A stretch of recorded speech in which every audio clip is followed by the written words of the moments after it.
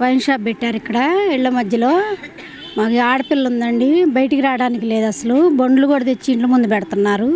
ఇక్కడ వాంతులు చేసుకుంటున్నారు, సీసాలు పగల కొడుతున్నారు, ఆగమాగం చేస్తున్నారండి. ఎవరు పట్టించుకోవట్లేదు. కొద్దిగా గట్టిగా చర్య తీసుకోండి. మా వైన్ షాప్ ముందే ఎదురే, గేటు తీయటానికి లేదు, బయటికి రావడానికి లేదు. బండ్లు తెచ్చి ఇంటి ముందే పెడుతున్నారు, లోపలికి వస్తున్నారు, పైపులో నీళ్లు పట్టుకుంటున్నారు, పట్టుకొని తాగి అక్కడే కూర్చుంటున్నారు మెట్ల మీద. గేటు తీయటానికి లేదు సార్.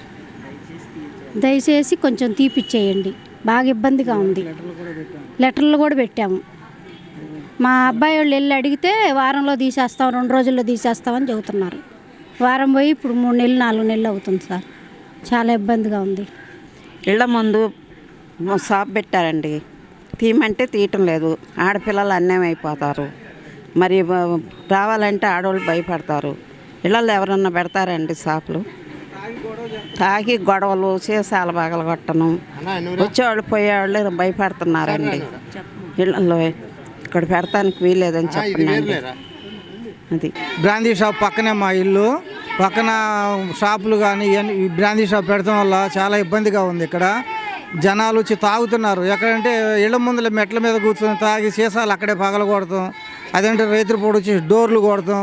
ఆల్రెడీ 2-3 సార్లు ఇలాంటి సిచ్యువేషన్లు జరిగినాయి. పోలీసు వాళ్ళు వచ్చారు, జస్ట్ వాళ్ళని తీసుకుని వెళ్ళిపోయారు.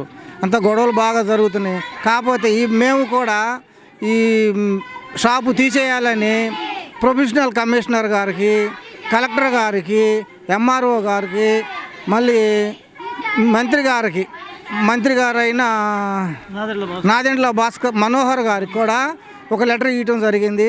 కానీ ఇంతమటికి ఇక్కడ షాపు తీసేయలేదు. షాపు తీపిపించవలసిందిగా మీడియా మిత్రుల ద్వారా మేము కోరుతున్నాం.